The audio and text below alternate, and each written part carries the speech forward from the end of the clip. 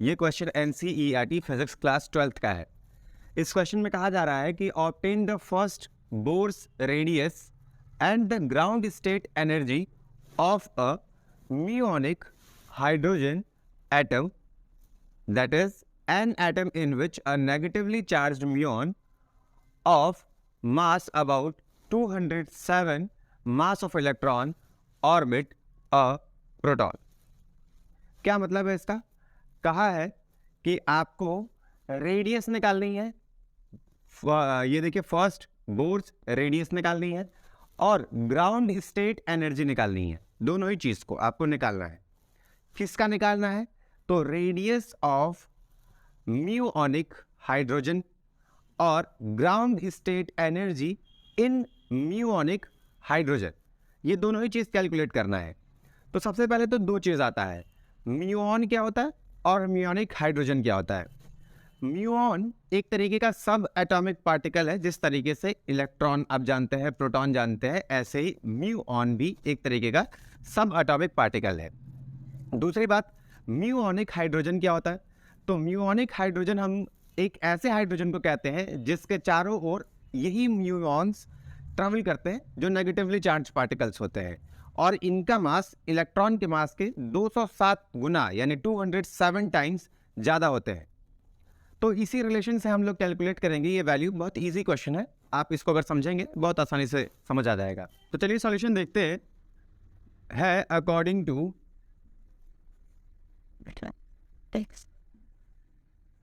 Bourse atomic model. Bohr के atomic model से हमें पता चलता है कि जो रेडियस होता है वो इन्वर्सली प्रोपोर्शनल होता है मास के। तो ऐसे में हम दो रेडियसेस को हम क्या करेंगे, एक दूसरे से कंपेयर करेंगे, रेशियो निकालेंगे। जैसे radius of muon upon radius of electron. तो रेडियस ऑफ इलेक्ट्रॉन, अब यहाँ से देखिए अगर आप इसको आगे बढ़ाएं तो आपको पता चलेगा कि R is equal to K1/m। अब ये K अगर ऊपर लिखे भी आप कुछ देर के लिए मान लीजिए कि 1/mu, फिर उसके बाद से K इसमें भी सेम ऐसे ही आएगा 1/me। तो K से K कट ही जाता है ना? K नहीं भी लिखते तो काम चल जाता। अब जब आप इसको सॉल्व करेंगे तो ये आ जाएगा मास of electron upon mass of muon. Mass of electron को यही रखिए। अभी आपको हमने बताया कि mass of muon 207 times mass of electron होता है, तो लिख लीजिए 207 टाइम्स मास ऑफ इलेक्ट्रॉन। यहाँ हो जाएगा radius of muon by radius of electron is equal to mass of electron upon 207 times mass of electron. ये कट गया आपस में। अब radius of muon is equal to, नीचे रहेगा 1/207 है। अब ये यहाँ पे डिवाइड है, इधर जाकर क्या हो जाएगा मल्टीप्लाई, यानी रेडियस ऑफ इलेक्ट्रॉन। अब ये देखिए 1207, यहाँ आपको ये वैल्यू याद होगी 0.53 इंटू 10 पे पावर -10 मीटर, है ना? जब आप इस वैल्यू को सॉल्व करते हैं तो ये वैल्यू आ जाएगी 2.56 इंटू 10 पे पावर -13 मीटर, है ना? तो ये आपको क्या आ गया, रेडियस ऑफ म्यूऑन यानी R म्यू।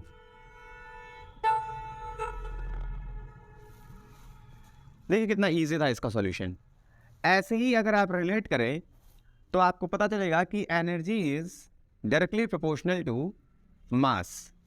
अब क्योंकि आपको दो चीज़ें निकालनी थी ना, ग्राउंड स्टेट एनर्जी भी तो निकालनी है, तो energy is directly proportional to mass. तो इस लिहाज से अगर देखा जाए तो एनर्जी ऑफ म्यूऑन निकालिए और एनर्जी ऑफ इलेक्ट्रॉन निकालिए।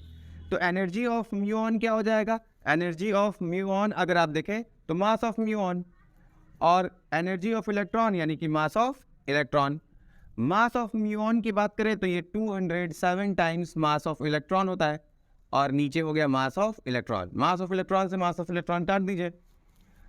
यहाँ देखिए energy of muon is equal to, यहाँ है 207, नीचे तो कट गया, ये इधर डिवाइड इधर जाकर के क्या हो जाएगा, मल्टीप्लाई हो जाएगा एनर्जी ऑफ इलेक्ट्रॉन। अब आपको पता होगा 207 एनर्जी ऑफ इलेक्ट्रॉन। अब इसके जगह पे आपको क्या लिखा जाता है, माइनस में 13.6 EV, ठीक।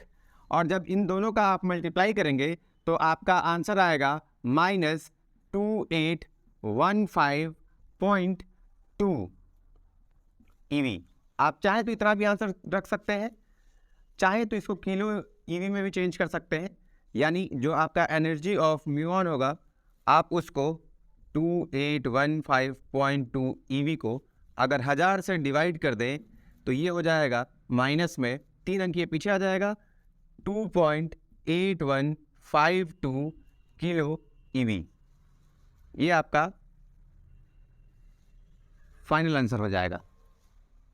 उम्मीद है कि आपको ये सॉल्यूशन समझ में आया होगा। अगर आपको ये सॉल्यूशन समझ में आया तो वीडियो को लाइक कर दीजिएगा, कमेंट करके बताना ना भूलिएगा, चैनल को सब्सक्राइब कर लीजिएगा।